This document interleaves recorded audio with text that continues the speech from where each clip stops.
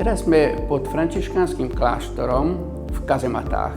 Inak kazematy znamenajú podzemné chodby alebo väznice. Tie podzemné chodby boli pod celým hradom. Hrad má 6 bás a všetky bašty boli spájané s tými podzemnými chodbami.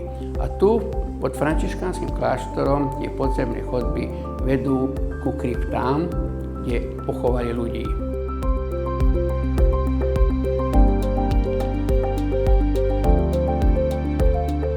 Tými podzemnými chodbami sme sa dostali ku kryptám. Mali 3 časti. Do prvej časti pochovali františkánov, do druhej časti rehoľníčky a do tretej časti svetských osobností.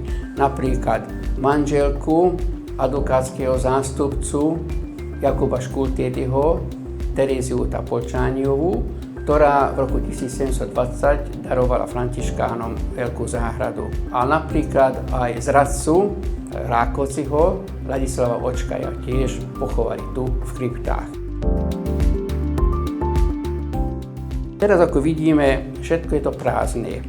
V 50. rokoch sem vtrhli vandáli úmyslom, že tu nájdú nejaké cenné poklady. Keď nič nenašli, tie kosti rozhádzali na ulicu.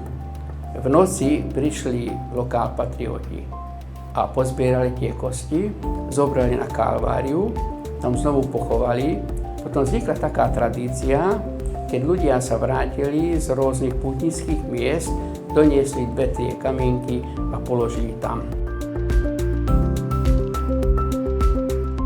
Podzemné chodby slúžili aj ľuďom počas druhej svetovej vojny ako úkryt. Bolo tu vyše 560 ľudí. V 50. rokoch prenasledovali františkánov. Sem doviezli 25 františkánov do internačného tábora.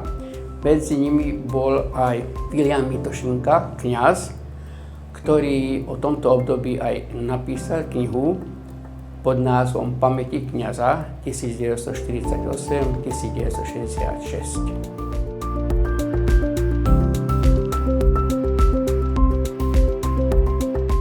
Táto miestnosť je preto zaujímavá, lebo starší ľudia mi porozprávali o tom, že tu existovala brána, ktorá viedla do tej podzemnej chodby, ktorá je teraz zamurovaná. Jeden dokument som našiel od historika Kalmana Tariho, ktorý mieni o tejto bráne. Ale že či je to pravda, to by mohli zistiť, keby urobili výskumy archeológovia.